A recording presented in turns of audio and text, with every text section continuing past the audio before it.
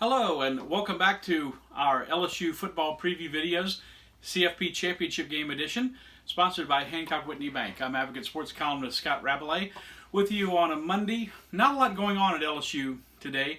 The Tigers taking Monday and Tuesday off from practice. They're going to practice Wednesday, have a couple of practices before they head down to New Orleans on Friday to get ready for the national championship game next Monday night against Clemson. But we thought we'd take the opportunity to talk with you about the NFL draft and which LSU players we think might be coming back or declaring for the draft this year, which will be, of course, in late April in Las Vegas. You already know, of course, Joe Burrow is a senior. A lot of people saying he's going to be the #1 overall draft pick.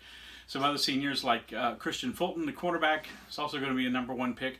But we thought we'd focus on LSU's large junior class. The Tigers have over 30 juniors who count walk-ons and transfers, and it's a big group, and they're going to be missing, we feel, some big names for the 2020 season after all this is over. Of course, you start to see players at other schools start to declare whether they're coming back or not. The big news on Monday was Tua Tagovailoa, the Alabama quarterback, said he's going pro.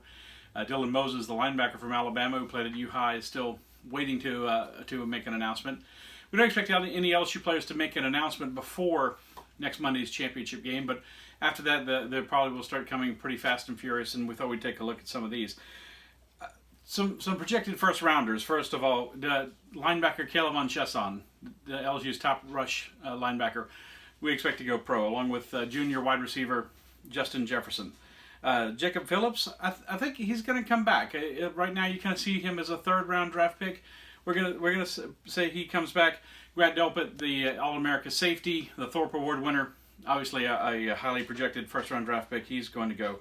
Clyde Edwards-Helaire, this is an interesting choice. The LSU junior running back from Catholic High. Before the season, you would have thought there's no way he'd be considering to come out. He might be a second-day player, but I think we're going to see Clyde Edwards go to the draft there. Sadiq Charles, I would say no. The LSU offensive lineman had a lot of disciplinary issues this year. Lloyd Cushenberry, though, the LSU center, even though he might be a second-day pick, I think probably will go. And then Thad Moss, the LSU tight end, Randy Moss's son, doesn't really have a big need for his family to need him to go and make the NFL money. I think he'll probably come back.